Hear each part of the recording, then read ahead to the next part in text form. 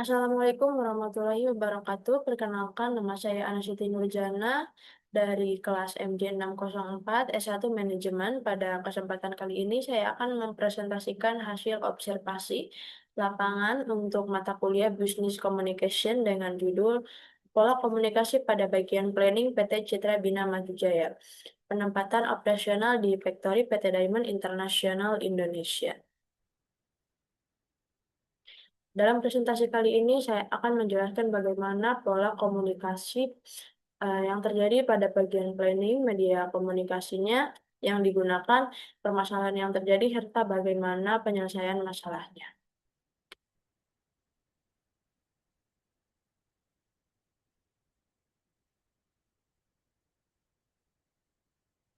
Pada slide ini, saya akan menjelaskan bagaimana eh, mengenai latar belakang dari observasi yang saya lakukan dalam dunia manufaktur.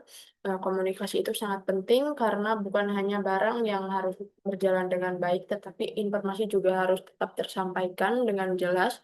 Di bagian planning ini, komunikasi digunakan untuk memastikan barang yang datang sesuai dengan kebutuhan produksi. Planning ini melakukan pengecekan barang in stock yang dikirim dari PT Citra Bina Maju Jaya atau CBMJ ke factory di PT Diamond International Indonesia.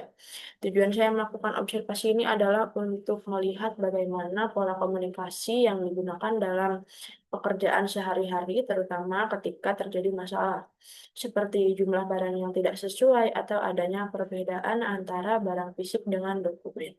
Jadi melalui observasi ini saya akan melihat apakah komunikasi yang dilakukan sudah efektif dalam penyelesaian masalah tersebut.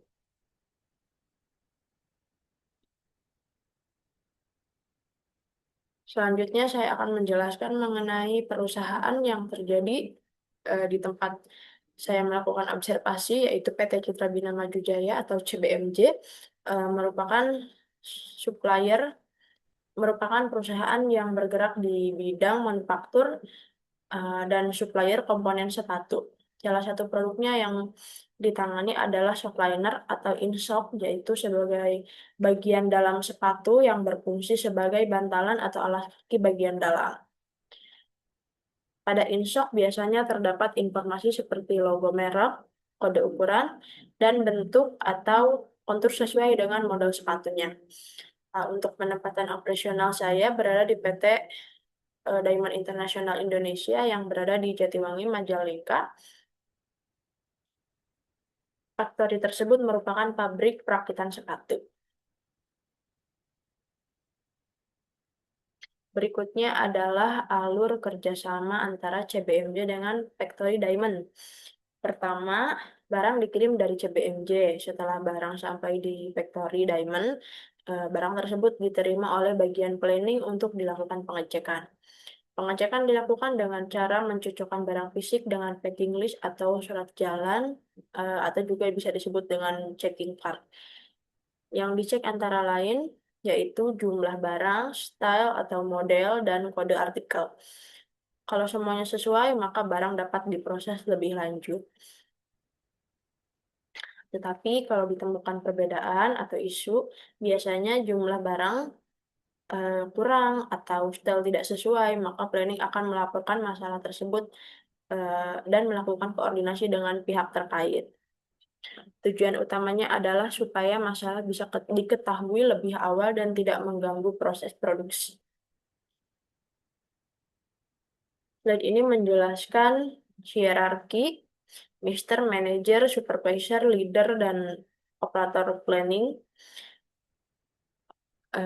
Pada bagian ini saya akan menjelaskan struktur organisasi di bagian planning. Posisi paling atas adalah Mister atau atasan, kemudian manager, supervisor, leader, dan operator planning.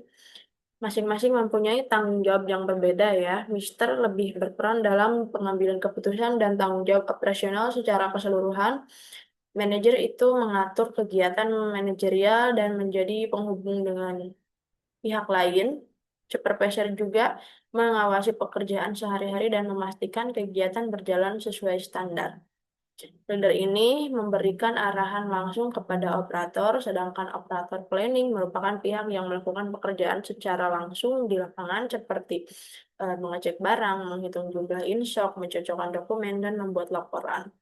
Walaupun struktur komunikasinya berjenjang dan dalam kondisi tertentu komunikasi bisa dilakukan secara langsung supaya masalah yang mendesak dapat segera diselesaikan.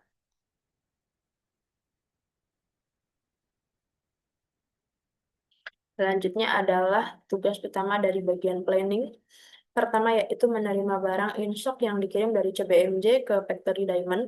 Setelah barang datang, dilakukan pengecekan fisik seperti menghitung jumlah barang dan melihat apakah ada barang yang rusak atau tidak sesuai. Kemudian barang fisik dibandingkan dengan packing list atau dicocokkan dengan packing list dan surat jalan.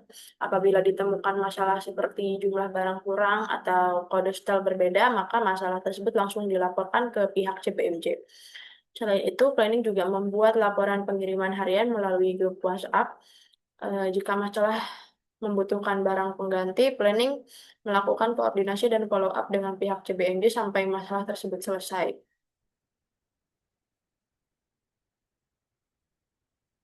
Berdasarkan hasil observasi, saya menemukan ada 3 pola komunikasi utama di bagian planning.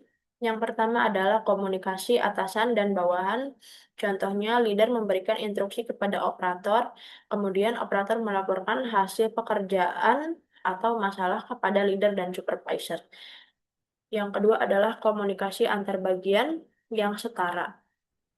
Contohnya yaitu komunikasi antara planning dengan support warehouse untuk mengatur penerimaan dan penyimpanan barang. Yang ketiga adalah komunikasi antara Factory Diamond dengan supplier CBMJ.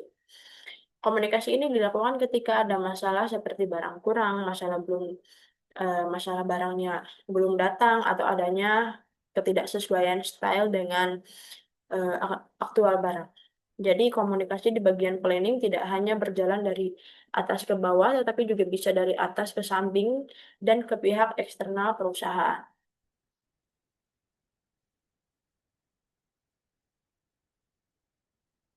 Selanjutnya, media dan saluran komunikasi. Untuk mendukung komunikasi dalam pekerjaan sehari-hari, ada 2 media utama yang digunakan, yaitu WhatsApp Group dan email. WhatsApp Group ini digunakan untuk komunikasi yang membutuhkan respon cepat, misalnya ketika barang datang dan ditemukan kekurangan jumlah. eh, informasi ini Informasi tersebut bisa langsung disampaikan di grup. Dan ini ada grup internal antara planning dan support warehouse. Kemudian ada juga grup yang melibatkan pihak CBMG dan Factory Diamond. Sedangkan email ini lebih digunakan untuk komunikasi yang bersifat dokumentasi, misalnya untuk pengajuan klaim barang kurang atau kebutuhan administrasi lainnya. Jadi menurut hasil observasi saya, WhatsApp lebih unggul dari sisi kecepatan, sedangkan email lebih penting dari sisi formalitas dan dokumentasi. Selanjutnya, permasalahan komunikasi. Dalam pelaksanaan pekerjaan, tentunya tidak semuanya lancar komunikasinya. Berdasarkan hasil observasi, ada beberapa masalah komunikasi yang saya temukan. Pertama adalah miskomunikasi status barang. Contohnya, pihak supplier mengatakan barang pengganti sudah dikirim, tetapi ternyata barangnya belum sampai di factory. Kedua adalah keterlambatan informasi dan pengiriman, terutama ketika kebutuhan produksi sedang tinggi. Ketiga adalah ketidaksesuaian style, yaitu barang yang datang tidak sesuai dengan kode atau model yang dibutuhkan. Keempat adalah selisih quantity, yaitu jumlah barang yang secara fisik lebih sedikit dibandingkan jumlah yang tertulis di surat jalan. Apabila masalah tersebut tidak segera ditangani, tentunya bisa menghambat pekerjaan dan bahkan berpotensi mengganggu proses produksi.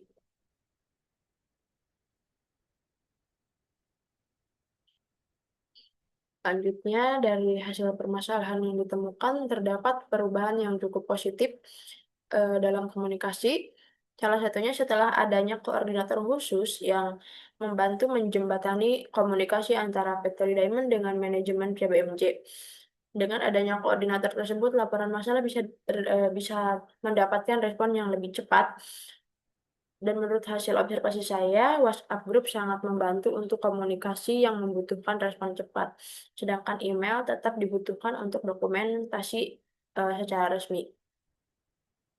Selain itu, bukti seperti foto barang, foto selisih jumlah, dan dokumen pengecekan juga sangat penting. Dengan adanya bukti tersebut, ketika terjadi perbedaan informasi, masalah bisa lebih mudah diklarifikasi dengan ada bukti yang dapat digunakan bersama. Selanjutnya, kesimpulan dan rekomendasi. Berdasarkan hasil observasi yang saya lakukan, dapat disimpulkan bahwa komunikasi di bagian planning sudah berjalan melalui beberapa arah, yaitu komunikasi vertikal antara atasan dan bawahan, komunikasi horizontal antar bagian, serta komunikasi eksternal dengan supplier. Media WhatsApp dan email juga memiliki fungsi yang berbeda, tetapi saling melengkapi. WhatsApp digunakan untuk komunikasi cepat, sedangkan email digunakan untuk kebutuhan formal dan dokumentasi. Namun, masih terdapat beberapa kendala seperti keterlambatan respon, miskomunikasi mengenai status barang, serta perbedaan jumlah dan style barang. Oleh karena itu, menurut saya perlu adanya konfirmasi untuk setiap informasi penting, pengecekan ulang sebelum barang dikirim, penyimpanan bukti komunikasi secara digital, dan koordinasi yang lebih kuat antara planning, warehouse, dan pihak CBMJ. Demikian presentasi hasil observasi lapangan mengenai pola komunikasi pada bagian planning PT Citra Bina Maju Jaya dengan penempatan operasional di Factory Diamond Internasional Indonesia. Dari observasi ini saya mendapatkan pengalaman bahwa komunikasi dalam dunia kerja sangat penting, terutama ketika pekerjaan melibatkan banyak pihak. Komunikasi yang cepat, jelas, dan disertai bukti dapat membantu mengurangi kesalahpahaman dan mempercepat penyelesaian masalah juga. Demikian yang dapat saya sampaikan. Terima kasih atas perhatian dan waktunya. Wassalamualaikum warahmatullahi wabarakatuh.